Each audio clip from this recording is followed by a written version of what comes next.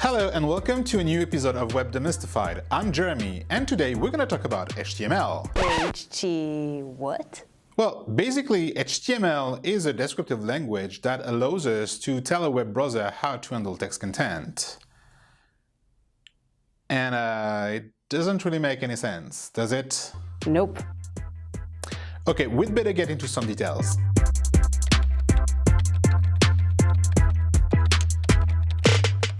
HTML is the oldest language of the web. Even though it took a few years to be formally defined, the very first web page created by Tim Berners-Lee was already using a proto-HTML. And if you're curious about it, that page is still online. If you are interested in the history of HTML, Wikipedia is definitely your friend. Here, we're gonna focus on the technical side of things. HTML is an acronym standing for Hypertext Markup Language. It is quite self-descriptive, but it requires some little explanations. Let's start with that markup thing. It just means that HTML provides a system to annotate some plain text with tags. Those tags add semantic value to any text that will be used by browser to understand how to handle that text. Yeah, fine. How does it look? HTML tags are small strings of text made up of a pair of angled brackets surrounding its name and on which you can specify further related information using attributes. By surrounding some text with an open tag and a closing tag, you are creating what we call an HTML element. And we've created a paragraph. Once you've created HTML elements, you just have to nest them in order to create an HTML document. Here is the basic structure of such a document. Hey, slow down. Where are all those tags coming from? And what the heck is that doc type thing at the top? All very good questions. First, a quick word about that doc type line. That line is a hint that tells web browser that your HTML document is a fully fledged modern HTML document. If you omit it, well, browsers will consider your document like all those documents that have been created in the early days of the web before HTML was standardized. For backwards compatibility reasons with those old documents, they have a special display mode called the Quirks mode. This display mode is, well, quirky. To make it short, every browser has a different Quirks mode for historical reasons. Meaning you can face different behaviors from one browser to the other. Yeah, more than usual. So, unless you're looking for trouble or know exactly what you're doing, you should avoid that display mode. In clear, just add that doc type line at the top and don't worry about it. If you're not afraid of a headache, you can read more in here. Okay, let's get more practical.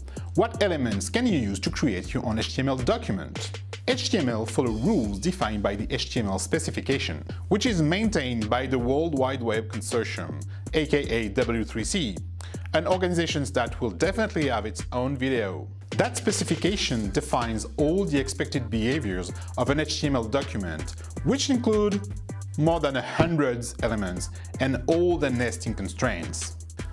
That's a lot.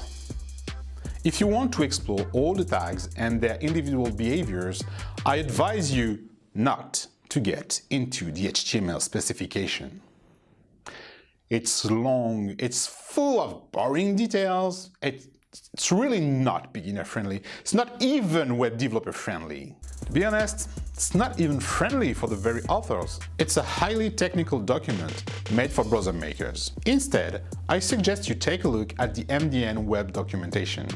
It will provide you with a complete yet easy to understand documentation of all HTML tags.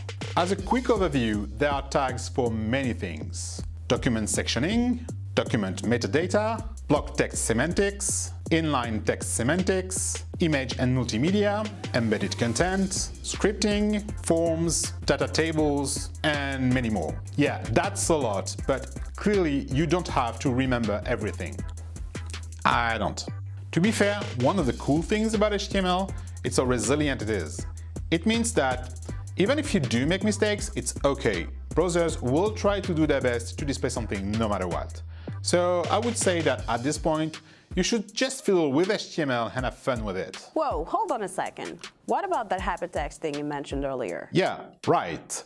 So, hypertext is just a fancy word to say that an HTML document can create a link to another HTML document. Such link can be simply activated either by clicking, by touching, or by using a keyboard to move to that other document. That sounds quite ordinary these days, but in 1990 that was kind of revolutionary to be able to move from one document to the next without having to type its address. To create such links, HTML provides the A element.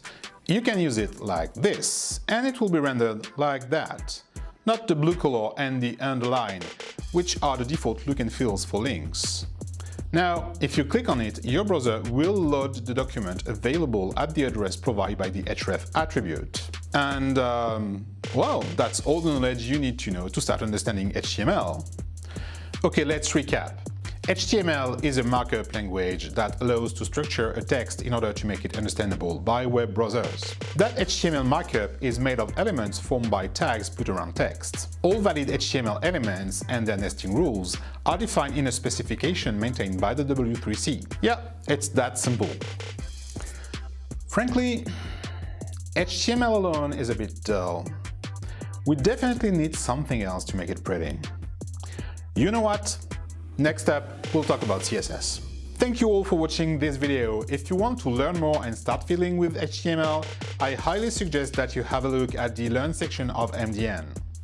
In the meantime, if you enjoyed that episode, feel free to like it and to share it with your friends.